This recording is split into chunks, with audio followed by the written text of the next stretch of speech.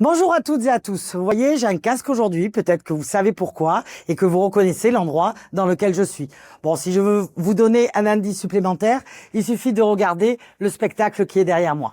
Effectivement, je suis à Majolan et j'avais envie de vous faire une petite série de vidéos pour vous montrer les travaux que nous avons envie d'entreprendre sur ce parc magnifique. Je suis donc à l'intérieur des grottes de Majolan qui, comme vous le savez, sont fermées depuis 2021. La grande question, c'est pourquoi ? Tout ça, c'est une question de structure et de sécurité.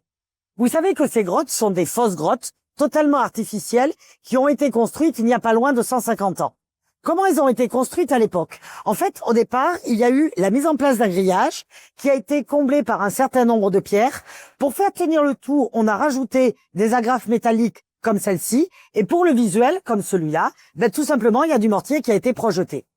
Or, la toiture qui est au-dessus de nous n'est pas franchement étanche. Et donc, depuis plus d'un siècle, on a de l'eau qui s'infiltre. Et comme le mortier est poreux, au fil du temps, l'eau s'infiltre à l'intérieur de la structure et a rouillé une grande partie, notamment de tous les éléments métalliques.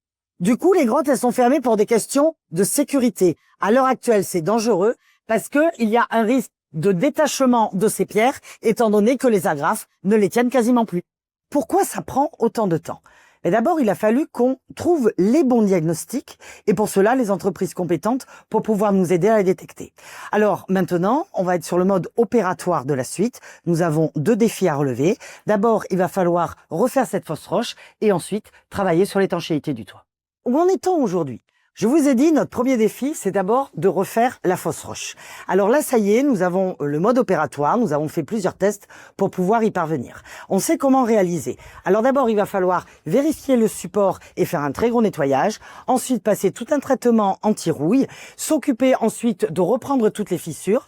Et puis, projeter un enduit pour retrouver ce ton-pierre.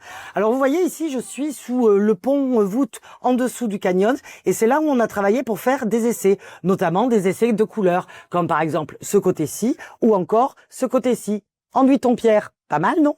Notre deuxième défi, c'est refaire l'étanchéité de la toiture pour pas que les événements se reproduisent. Alors la toiture dont je parle, c'est celle-ci, c'est la toiture des grottes où nous étions tout à l'heure.